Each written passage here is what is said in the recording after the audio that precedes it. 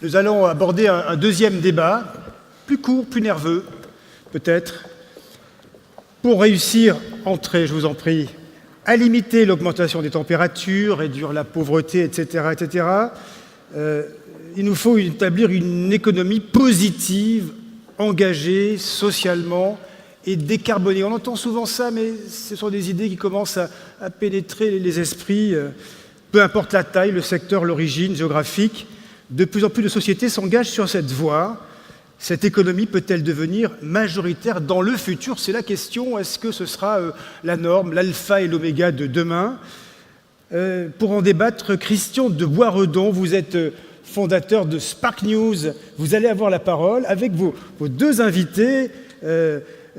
Jean-Philippe Courtois, vous êtes vice-président exécutif et président monde des ventes, du marketing, des opérations Microsoft, géant mondial, et Frédéric Oudéa, le directeur général de Société Générale. Messieurs, c'est à vous. Merci beaucoup. Alors, l'idée pour ce débat, c'était de rentrer dans le concret. J'ai proposé à mes deux invités, entre guillemets, de nous donner des exemples. On n'a que 15 minutes. Et donc, je vais commencer tout de suite avec Frédéric Oudéa. Qu'est-ce que concrètement vous faites au cœur de votre métier de financeur pour faire avancer l'économie sociale, responsable et décarbonée? Alors effectivement, bonjour d'abord à toutes et tous. Et, puisque le thème est notamment sur l'environnement, nous avons pris des décisions extrêmement concrètes en fin d'année 2016 sur la base de tout l'engagement de la COP 21 en matière de climat. Concrètement, on a dit que, premièrement, on arrêterait tous les financements liés au charbon au 1er janvier 2017. Alors un engagement de ce type, ça peut paraître anodin, mais quand vous êtes dans des pays qui dépendent avant tout du charbon, ce n'est pas du tout neutre. Et dans un très grand groupe mondial, d'imposer ce type de décision. Donc ça, c'est une première chose. Et deuxième chose, parce que c'est un parallèle indispensable, de doubler nos financements alloués aux énergies renouvelables. Nous sommes un des très grands acteurs du secteur de l'énergie dans le monde. Nous avons dit que nous allions doubler nos financements à l'échéance 2020, donc pour les porter au total à 10 milliards d'euros. Alors qu'est-ce que ça veut dire très concrètement? Là, on parle de projets très concrets, hein, solaires, éoliens. Nous sommes associés à tous les projets en pratique éoliens en Europe. Nous venons par exemple aussi de financer en France la plus grande ferme solaire, c'est près de Bordeaux, la plus grande ferme solaire, capacité 300 MW. Sur la base d'une évolution profonde des choses, non seulement l'engagement des gouvernements, mais aussi le fait que ces énergies sont devenues économiquement rentables et ne dépendent plus aujourd'hui de subventions publiques. Au-delà de ça, des financements directs, il y a aussi une nouvelle finance qui se développe à travers les émissions d'obligations qu'on appelle les green bonds, les obligations vertes, qui répondent à un certain nombre de règles et qui elles-mêmes financent des projets. Et par exemple, nous sommes là aussi un des grands acteurs intermédiaires là, qui aident au dialogue entre celui qui émet et celui qui investit, avec une émission souveraine française, c'était la première émission souveraine d'un pays de la zone euro dans ce domaine, et puis des grands de l'énergie, par exemple Engie, on a conduit son opération de Green Bond. Donc vous voyez, on contribue aussi à la pédagogie autour de ces sujets, des investisseurs comme des entreprises et des États qui émettent. Voilà, parce que justement, ce qui est intéressant, c'est ce que vous pouvez nous expliquer, quel est le facteur limitant? Est-ce que c'est l'argent disponible? Est-ce que c'est les projets à financer? Est-ce que c'est la standardisation de cette nouvelle économie? Bon, d'abord, je pense qu'il y a une vraie tendance de fond et ce qui est le plus important, c'est que ça se développe, mais que ça se développe de manière suffisamment solide pour qu'il n'y ait pas dans 3 ans un problème majeur qui, du coup, efface des progrès réalisés. Il y a une vraie tendance de fond, on voit l'engagement des politiques. Et une nouvelle fois, je crois que le point important, c'est que ça répond désormais à des vrais objectifs de rentabilité. Alors derrière, il faut effectivement, premièrement, qu'on ait des projets, et des projets qui tiennent la route. Puisque, comme je le disais, ce sont des projets qui, reposant moins sur des subventions publiques, doivent intrinsèquement être suffisamment rentables pour financer l'épargnant qui attend un retour sur investissement. Vous vous épargnez vous-même, vous voulez éviter de perdre de l'argent. Donc, des projets rentables, et donc, de ce point de vue, une banque comme la Société Générale, elle aide à structurer les choses dans la structure financière pour faire que, justement, le projet, notamment dans sa partie dette, soit rentable. Deuxièmement, les standards. Nous sommes très engagés, notamment, sur, effectivement, une standardisation du vocabulaire, des critères, des paramètres pour classifier les choses, pour rendre les projets éligibles. Et c'est important parce que c'est une industrie un peu nouvelle et il faut qu'on ait des choses très, très concrètes, quantifiables. Des standards pour pouvoir parler de banque à banque. Pour que les investisseurs sachent qu'ils achètent, pour probablement aussi améliorer la liquidité de ces produits. Et de ce point de vue, il y a aussi une forme d'éducation à faire, parce que ce n'est pas si simple d'investir dans du solaire, ce n'est pas si simple d'investir dans l'hydraulique, ce n'est pas si simple d'investir dans l'éolien, il faut comprendre les risques. Et les investisseurs, quand ils achètent pour le compte d'épargnants, ont besoin d'être sûrs qu'ils comprennent les risques. Et derrière, c'est normal qu'il y ait un processus d'éducation qui prenne un peu de temps. Et nous, grands acteurs de l'énergie, nous y participons à travers, par exemple, des conférences où on fait venir nos grands spécialistes, on présente des projets, des structures, et on contribue à diffuser la pédagogie. Donc vous pouvez amener en fait des investisseurs traditionnels à venir sur ce secteur-là à travers la pédagogie et l'accompagnement. Exactement, des investisseurs traditionnels qui eux-mêmes sont en contact avec des épargnants, ça peut être vous, ça peut être des fonds de pension aux États-Unis, etc., qui ont un appétit naturel, je pense, dans cet engagement positif sur ce sujet de l'environnement, mais on les aide à comprendre ce qu'ils achètent et les rassurer sur le fait que c'est leur rôle, qu'ils ne mettent pas le risque de leurs propres clients épargnants, l'argent de leurs propres clients épargnants en risque. D'accord, très bien, merci. On reviendra sur d'autres sujets. Jean-Philippe Courtois, alors qu'est-ce qu'une grande multinationale dans le domaine informatique comme Microsoft peut faire pour l'environnement ? Alors tout d'abord, cette responsabilité environnementale, elle prend racine un petit peu au cœur de la mission de notre entreprise qui consiste finalement à donner les moyens à chaque personne et à chaque organisation de réaliser ses ambitions dans un monde en pleine transformation numérique. Et ce qui veut dire que dans notre cas, dans le métier de Microsoft, métier notamment du cloud, de ce grand nuage dont on parle souvent, ça va consister d'abord à prendre l'engagement et à le réaliser, ce qu'on fait depuis 2012, d'avoir une neutralité carbone, ce qui est fait, mais ce qui ne s'arrête pas là, ce qui suppose aussi de grands investissements en matière, dont parlait Frédéric Oudéa, d'énergie renouvelable, pour alimenter évidemment le cœur du cloud et toutes ces infrastructures distribuées dans le monde et ces centres de données qui se rajoutent les uns les autres pour permettre à des milliards de personnes et des entreprises de réaliser ça. Il y a des exemples concrets aussi, ce qu'on fait, c'est ce qu'on fait avec nos clients et des entreprises. Un bel exemple, je pense, pour être très concret, c'est Ecolab. C'est peut-être un nom que certains d'entre nous connaissent. C'est un des leaders, le leader mondial en matière de technologie qui concerne la gestion notamment de l'eau, mais également de ressources en matière d'hygiène. On a co-construit avec Ecolab dans le monde, pour ses clients, une plateforme cloud intelligente. Et le cloud intelligent, aujourd'hui, ce n'est pas un cloud centralisé dans des gros data centers, c'est un cloud de périphérie qui va aller utiliser des automates et des mesures d'instrumentation intelligentes distribuées chez leurs clients pour capter des terabytes ou des zettabytes d'informations en temps réel et d'analyser les défauts et de les corriger pour avoir un bilan eau neutre pour leurs clients industriels. Et c'est ce qu'on a fait pour l'un de leurs grands clients, avec quand même plus de 270 usines dans le monde, c'est des industriels en l'occurrence, avec plus de 45 000 personnes dans 100 pays, en leur permettant finalement de recycler toute l'eau qu'ils utilisent dans leur processus de production par ce système et cette plateforme de cloud intelligent distribué. C'est un exemple parmi de nombreux autres où on peut voir la puissance du numérique au cœur du métier de clients, que ce soit la finance, que ce soit l'agriculture, que ce soit l'industrie, pour un impact positif, un impact à la fois économique et social positif, et je pense qu'il s'applique à bien d'autres domaines, on aura peut-être l'occasion d'en parler. Voilà, alors effectivement, c'est de l'intelligence artificielle au service de la gestion de l'eau dans ce cas précis, et justement, parce qu'effectivement, vous êtes aussi une entreprise avec des impacts sur l'environnement, et vous avez mis en place une initiative intéressante, le crédit carbone interne. Oui, c'est vrai qu'il y a 5 ans, on a créé une petite taxe carbone interne. On prélève en quelque sorte une part des profits de chacun de nos métiers, puis on crée un pool d'argent qui est disponible pour les projets innovants de toute nature. On en parlait, le cloud est effectivement intrinsèquement consommateur d'énergie et diffuse.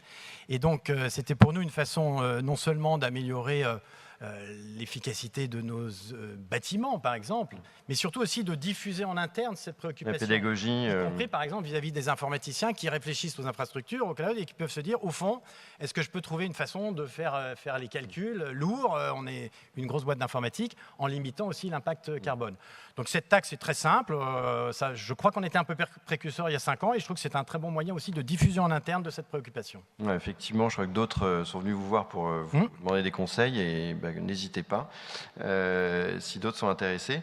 Alors, il y a l'environnement qui est très important, mais aussi toute la dimension sociale. Et Jean-Philippe, chez Microsoft, vous avez une belle initiative, notamment dans l'éducation. Bon, on n'en a pas qu'une uniquement, mais c'est un des domaines, je pense, d'intérêt général, c'est évident, l'éducation, l'employabilité. Un exemple très concret, on a été amené à travailler avec le gouvernement de l'État du Sud indien, Andhra Pradesh. C'est à peu près 50 millions d'habitants, donc bon, c'est à l'échelle de l'Inde, c'est gros. Et on a lancé il y a un an un pilote qui est en train de se généraliser maintenant dans les 10 000 établissements et qui va concerner 10 millions d'étudiants, qui concerne l'analyse, et pas simplement l'analyse, la prise de décision en amont pour éviter le décrochage scolaire, qui est un problème mondial, énorme en Andhra Pradesh. En France, il y a quand même aussi, je rappelle, 140 000 jeunes qui décrochent chaque année, donc ça existe aussi dans notre pays. Et donc, qu'est-ce qu'on a fait? On a en fait collecté des données qui concernent des éléments, des paramètres sociodémographiques, des enfants en question, de leur famille, des professeurs, de leurs compétences, des éléments géophysiques de l'emplacement, des distances, des facteurs aussi ambiants de l'environnement des cités autour de ces établissements. Et on a pu établir, avec ces modèles dits de machine learning, ces algorithmes intelligents, 60 modèles prédictifs qui ont défini réellement des signaux qui disent « ça, c'est un jeune à risque qui risque de décrocher fortement » parce que, clairement, on a vu ce cas se reproduire X fois. Et ce qui permet au gouvernement d'Andhra Pradesh, c'est la chose la plus importante, de prendre des mesures préventives. C'est-à-dire de concentrer ses moyens financiers, non pas en donnant une masse financière qui est complètement diluée à l'ensemble des jeunes sans savoir trop à qui s'adresser, mais de focaliser cette aide préventive auprès de ces familles sous forme de différents types de services pour aider ces familles et ces enfants, et avec des résultats extrêmement probants. Et donc, il va s'appliquer à plus de 50 millions d'étudiants. Intéressant de noter que ce n'est pas simplement des pays comme l'Inde, les États-Unis, tout près du siège de Microsoft d'ailleurs, une ville qui s'appelle Tacoma, dans Washington State, où il y a un projet du même type. Parce qu'il y a aussi du décrochage aux États-Unis comme il y en a en France. Tout ça pour dire que le pouvoir du numérique combiné à des problèmes sociétaux, d'éducation, d'inclusion, d'employabilité, surtout aussi, je pense que ça concerne notre pays aussi, il y a non pas des solutions magiques, mais il y a une intelligence rajoutée aujourd'hui qui peut permettre vraiment de mettre ça en équation. Oui, c'est vraiment l'intelligence artificielle au service de la société. Ce qui est intéressant, c'est que c'est au sein de votre cœur business, c'est pas quelque chose d'à côté, c'est pas une fondation, c'est vraiment votre métier, et c'est ça qui est riche. Et par contre, venez le faire en France aussi, parce qu'on en a besoin. Il nous reste un petit peu de temps. Je sais que vous êtes tous les deux professionnellement, personnellement, passionnés par l'Afrique et que c'est des pays importants. C'est vrai que quand on parle de transformation positive, développement positif, souvent on se dit ça va passer par l'Afrique parce qu'ils sont plus en avance que nous sur un certain nombre de sujets. Est-ce que vous pouvez nous dire juste un mot et puis après on conclura sur votre vision globale en quelques phrases? Exactement dans la lignée que vous disiez, là où l'intérêt, la stratégie de l'entreprise rejoint un grand défi de la planète, de l'Europe en particulier, c'est autour de l'Afrique. Et on le voit de plus en plus, cette sensibilité autour de thèmes de sécurité, de gestion de l'immigration. Probablement pour l'Europe, le sujet de l'Afrique, c'est peut-être le sujet le plus important à 30 ans quand on voit la dynamique démographique. Et derrière, si on se dit qu'un des seuls moyens de résoudre le problème, c'est d'assurer un développement durable, soutenable, local, la Banque Société Générale, qui avec Standard Chartered, la plus grande banque internationale présente en Afrique, a évidemment un rôle clé à jouer. Et on a un rôle clé à jouer, on est présent depuis plus de 100 ans dans certains pays, plus de 50 en Côte d'Ivoire et au Cameroun, et un rôle clé à jouer qui va depuis le financement des grandes infrastructures, y compris de l'énergie, à travers, que ce soit des fermes solaires au Maroc ou ailleurs, mais aussi dans du micro-financement. Ça peut être des micro-projets solaires dans les villages, mais c'est aussi comme on a lancé une marque que j'ai inaugurée en début d'année de portefeuille électronique qui s'appuie sur une technologie, d'ailleurs avec une start-up française qu'on a aidé à se développer, qui nous aide à déployer une technologie permettant aux 90% de citoyens africains qui n'ont pas de compte bancaire de pouvoir payer des factures, de pouvoir déposer de l'argent, de pouvoir retirer de l'argent. Ce qui est très important pour sécuriser, y compris des petits projets qu'on pourrait avoir en tête avec des paiements sûrs. Bien sûr. Et donc, là, il y a un champ de plus en plus évident pour nous, pour moi, où il y a un alignement entre un intérêt réel de l'entreprise, historique, stratégique, y compris pour son propre développement, et un des plus grands défis de la planète. Donc l'Afrique, oui, je pense que pour nous, Société Générale, ce sera un grand enjeu de développement dans les prochaines années, et de différenciation. Très bien, merci. Et Jean-Philippe, pareil, l'intelligence artificielle en Afrique. Très succinctement, enfin, au-delà de ça, pour nous, l'Afrique, en 3 mots, c'est une problématique d'accès, de connectivité à tous les Africains, c'est une problématique d'innovation et une problématique de jeunesse. La force de l'Afrique, c'est la jeunesse. Et donc, on a fait des investissements depuis 5 ans dans un programme qui s'appelle Microsoft for Africa, pour l'Afrique, dans lequel on a formé des centaines de milliers de jeunes, notamment au coding, au développement, à l'innovation et des startups. Il y a de superbes projets, j'en citerai juste un, voilà, très rapidement, puisque ça fait la connexion avec l'énergie aussi tout à l'heure, qui s'appelle Mkopa, qui est issu au Kenya, qui consiste à adresser le problème du manque d'électricité. Il n'y a que 25% de la population subsaharienne qui a de l'électricité. Et donc, ça consistait à combiner l'innovation de la microfinance par le cloud et également de profils de personnes évidemment pas du tout bancarisées pour avoir des micro-paiements qui leur donnent l'électricité avec des panneaux solaires par kit et une connectivité qui crée de l'emploi et des services. Voilà, c'est une très belle réalisation qui aujourd'hui, ils ont 400 000 personnes, foyers en fait, utilisant. Et il y a bien des histoires comme ça en Afrique, c'est un hub d'innovation, je pense que c'est très enthousiasmant quand on s'y rend, où il y a de très belles choses que l'on voit faire. Bon, c'est passionnant, on nous a demandé d'être sharp, je suis désolé, on va s'arrêter là. Peut-être un mot de la fin. Bon, ça serait très simple, c'est de dire que moi je suis convaincu que la transformation numérique est un accélérateur de cette révolution positive dont on parle et qu'elle va inspirer, elle inspire déjà tous les acteurs. Alors, on a parlé des entreprises, petit personnage d'une fondation aussi, Live for Good pour l'entrepreneuriat social. Il y en a des milliers d'autres en France qui font des choses remarquables, il y a des pouvoirs publics. Et quand on combine tout ça, ça va avoir un impact extrêmement positif pour de bien, pour de bon, pour toujours. Parce qu'en d'autres mots, ce qu'on dit, Live for Good. Voilà. Merci. Frédéric, en une phrase. Oui, en une phrase, je pense qu'on est face, dans notre monde, à des défis encore importants, mais on est peut-être aussi à un moment charnière, et en particulier pour l'Europe et la zone euro. Il est probablement temps de changer un peu de prisme, et justement d'aborder ces défis avec une énergie plus positive. Et évidemment, les financements sont au cœur de ça, et je pense que pour une banque, comme pour n'importe quelle entreprise, cette transformation positive, c'est une source de sens, de motivation et de performance.